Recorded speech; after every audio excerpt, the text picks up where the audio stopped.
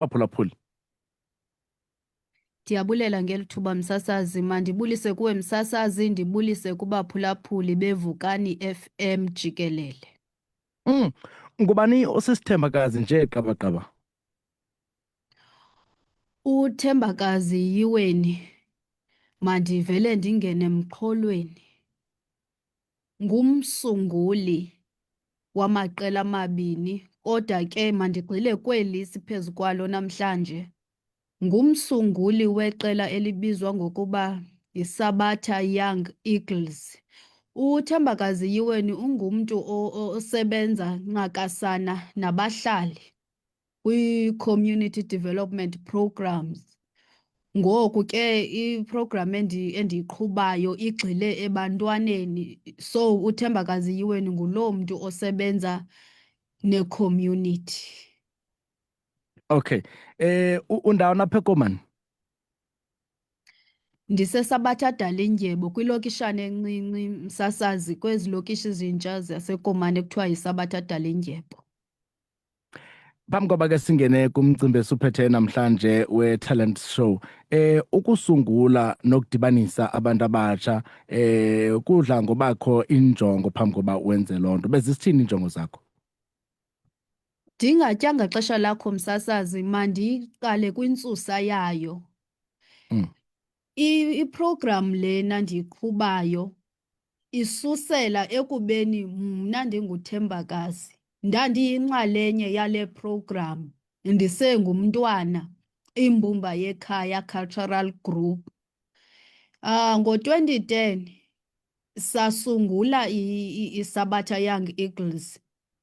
Injongo yokusungula iSabata Young Eagles okokuqala sasigxile kwi-netball yodwa.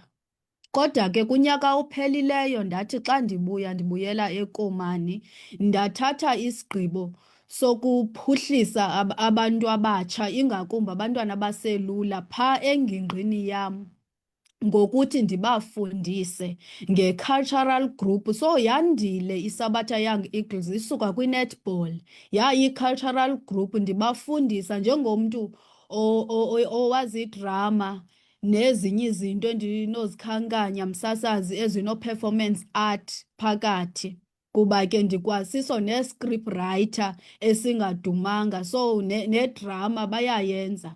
Ndizame ke into yoba mandithathe esi sakhono sam, lonke ulwazi endinalo ndilidlulisele kwabanye abantwana abaselula, yonke le nto nam endandiyifundisiwe. Okay. Siyayazi uba ke kulo nyaka sijonge kwiSabata Young Eagles first annual talent show. Anjani amalungiselelo uzothi ga ngoku? Amalungiselelo msasazi ahamba kakuhle, nanjengoko ke iqela eli liyi-NPO. Ngoko ke sisathe gqolo ukufuna inkxaso, yabona, koosomashishini nomnye umntu ononceda ukuze silungiselele olu suku, kodwa ithemba lona likhona kakhulu. Amalungiselelo asahamba kakuhle. Ndingathi xa nothetha nawe msasazi umyinge ka-50% noko. Okay. Ngabantu abatsha abangakanani ngokwe-ages enibakhangelayo for le talent show? Mna abam abantwana aba bakwigroup yam ngu-as young as 11 years ukunyuka uyoma kwi-15 aba bam. Kodwa ke asimvalelanga omnye umntu uyakuma at least kwi-17 years onesakhono arhalela ukusibonisa sona, kuba injongo yalo msitho kukuba abantwana balapha eKomani neziphaluka babonise ngeetalenti zabo, kuba uzawufumanisa wena msasazi abantu bajonge kwezi dolophu zinkulu sibe isakhono silapha.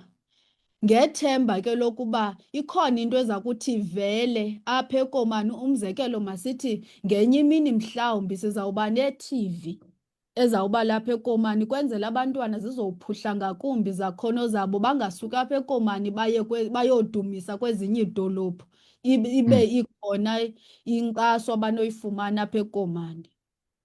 Okay. Khawunika umphulaphuli umzali kwakunye nomuntu omtsha umfanekiso ngqondweni we-talent show eniza kuba nayo. Zizakhono ezikumila kunjani enilindele uba ke zibe khona imi njani programming? Sinedrama msasazi. In fact sinedrama. Sinombongo, imibongo. Bayadensa abantwana ngohlobo lohlukileyo. Kukho amagqiyazana, kukho iigruphu zamapiyano, kukho amapantsula, kukho iigruphu zekhwela-khwela. Bayacula, kube negambus dance. Kwezi zakhono ke ndizikhankanyileyo kusenokwenzeka phaa ngaphandle sikhona esinye isakhono esingasikhankanyanga okanye singasiqwalaselanga thina siyiSabatha Young Eagles. So loo mntu lowo uvumelekile into yoba eze ngaphambili azophuhlisa isakhono sakhe ngale mini. Okay. Benza njani ke ukuqhagamshelana kunye nani abo banomdla wongena kule talent show nabo ke bathi ke esami sakhono khange usikhankanye ndicela ukubuza ngaso uba sivumelekile na bafumana bani njani?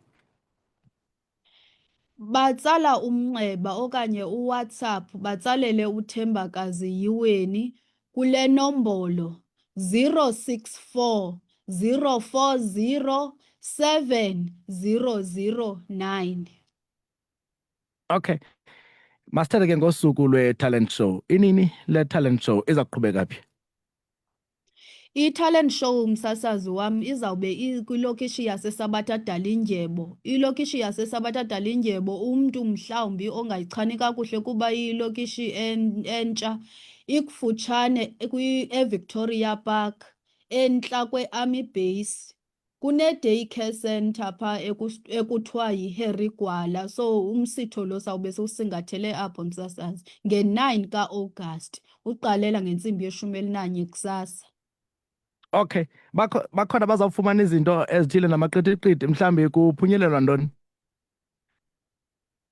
Okwangoku msasazi njengoba besenditshilo ndisithi sijonge inkxaso kona khona maqithiqithi sijonge inkxaso.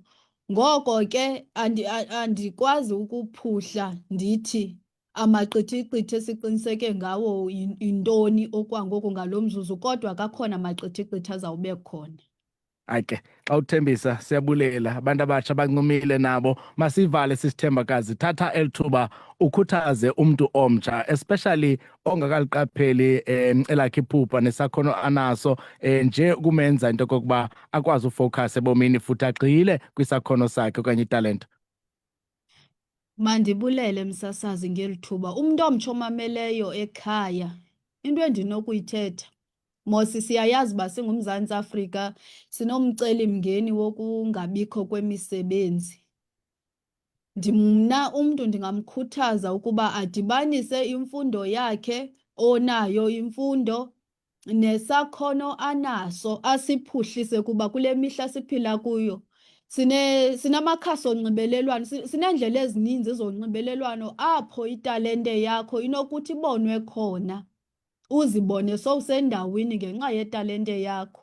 Masingabi nazintloni, masiyisuse laa nto kuthiwa yi-low self-esteem. Siziphuhlise, umntu uyazazi. Into endiyifundileyo ngento edibene ne-performance art yeyoba uyakwazi nozibona phaya ukuzazi into yoba wena ungubani, ubizo lwakho kanye kanye apha ebomini luyintoni. Kuba nothi wonke umntu uphumelela ngokwemfundo yakhe afumane umsebenzi. Ndingatsho ukuba makungafundwa kodwa ke masiyiqwalasele neli cala lophuhlisa izakhono zethu. Enkosi msasazi. Alright. Nkosi kakhulu siyabulela sisithembakazi ngokuthi uzonyathela apha kwisikhululo iVukani FM usiphetheleke indaba ezimnandi kangaka for abantu abatsha. Nathi ke siVukani FM sininqonelela ke impumelelo kwimizamo yenu niqhube kakuhle le talent show. Enkosi kakhulu msasazi ndiyabulela nangeli thuba. Okay, binguye ke mhlaba sekhaya uThembakazi Yiweni yena ke i-project manager yeSabatha Young Eagles baza kuba ne-first annual talent show. Uchazile ke zakhona bazikhangelayo i-age zabantwana abatsha nenkxaso utshilo ke wathi bayayidinga shile ke inamba zakhe kwenzela uba nikwazi ke ukuqhagamshelana kunye naye nimncedise bethuna nincedise nabanye asebenza kunye nabo kwenzela uba kube yimpumelelo le bayizamayo kubantu abatsha.